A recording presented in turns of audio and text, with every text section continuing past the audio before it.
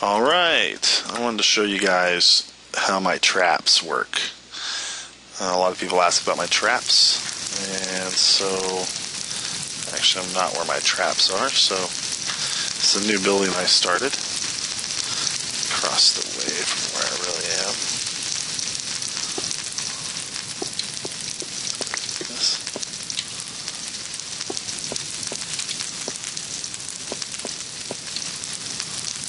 Let's go back to the other end. There's my actual building here in the main base. Take us a second to get over there. This took a while to build. I didn't use any cheats. Everything, all these tracks I mined for, so.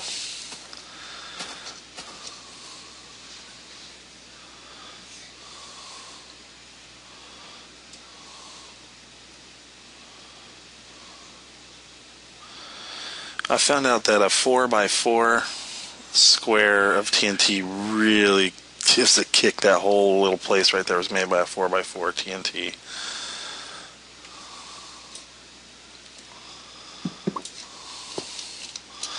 Alright. This elaborate setup right here is my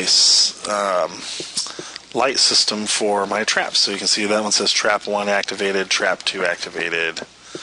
There's a pig in my house. Trap 3 activated. And what it is here's trap 1. You can see there's pressure plates on the floor. So you can, when I step on the plate, you can see that light goes on. So if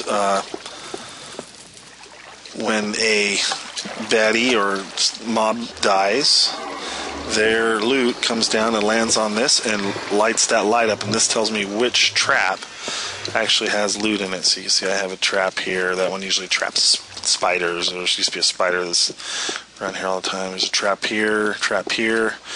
Those don't have redstone dust hooking it up. I just haven't had time to hook those up yet.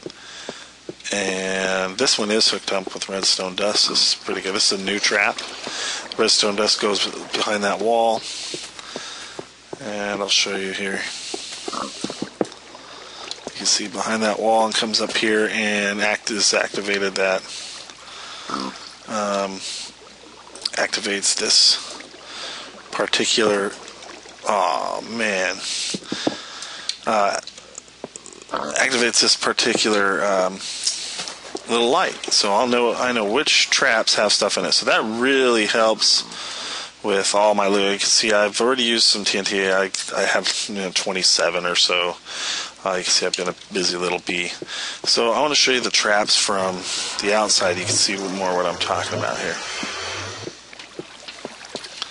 There's my nether gate there. So this is probably my most successful trap. See, there's two parts to it, but really this first part right here is all I really need right here. So I'm going to show you this. So you want to do it on a mountain. That's key. Start about 2 deep. Make sure you get about 3 deep. So I've tried to keep it at least 3 deep here.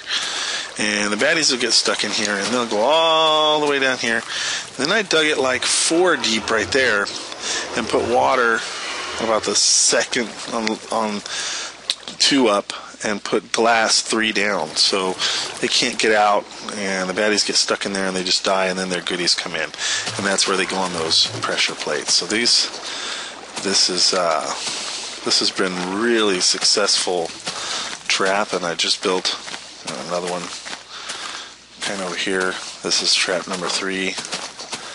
This one's been working pretty good. I made this one a little wider to see if I could trick them into spiders into getting in here. Spiders are a little wide, so the 2x wasn't working. I'm experimenting with glass to see if I could just get them in here by them not understanding that there's glass there. That works some of the time, but the water traps really tend to work well, especially on a mountain like I have it over here. Not too good in this valley, though there are a lot of baddies that come out here in this valley at the beginning, but I made this little platform right here so that I could go stand out here and lure them, and they'll come right out in here, boom, and fall down to there. So if I'm in need of like some feathers or some gunpowder, I can just come out here and lure them. That's why I made that. There's actually you can see there's the fort we came from.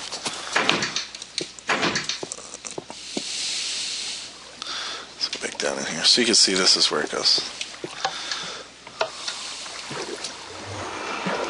As you see, I put water to so it's the current that forces them here. It's too deep, they're too tall, so that makes them drown in there.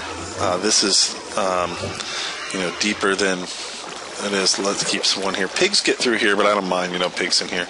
I used to have little pressure plates for my doors, and the pigs would open the doors and let the bad guys in, so I took the pressure plates off the doors. As you can see, there's a pig in my house right now.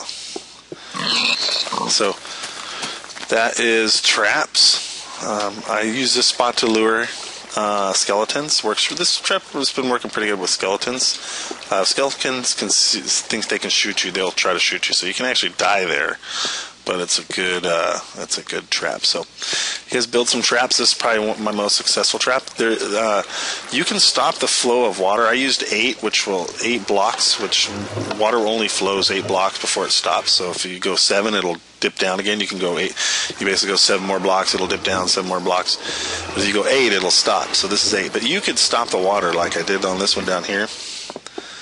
You can stop the water at any point that you want to. I usually do, now I'm starting to do 1 or 2 blocks away, so the current actually forces stuff out here and it falls on those. But this makes for a way smaller footprint for your traps. So this one I actually planned out a little bit more. It was the first trap I built, and it's been nothing but goodies coming out of here. So you can see all my goodies that I got. So.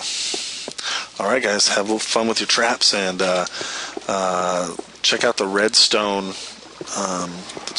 dust stuff in the Minecraft areas. Also basically the traps and the Mindstone dust and the cart boosters and everything I've learned from watching the videos that I have on Minecraft.com. Alright guys, have a good one.